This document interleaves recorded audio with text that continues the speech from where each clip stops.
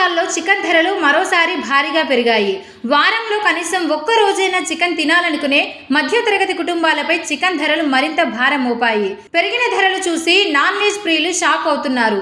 గత వారంలో చికెన్ ధరలు క్రమంగా పెరిగాయి.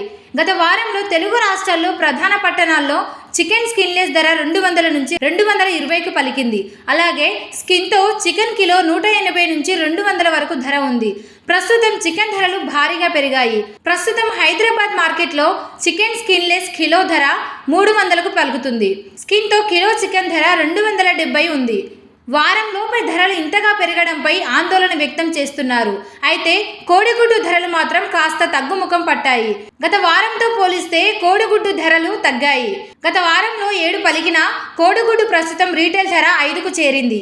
కోడిగుడ్ల ధరలు ఇంతకన్నా తగ్గే ఛాన్స్ లేదని అంటున్నారు.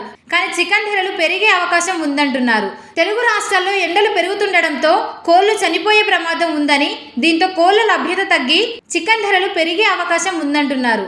వేసవిలో చికెన్ ధరలు పెరగడం సాధారణమే అంటున్నారు. కోళ్ల దానా ధరలలో పెరుగుదల కారణంగా ఉత్పత్తి ఖర్చులు గణనీయంగా పెరిగాయని అంటున్నారు.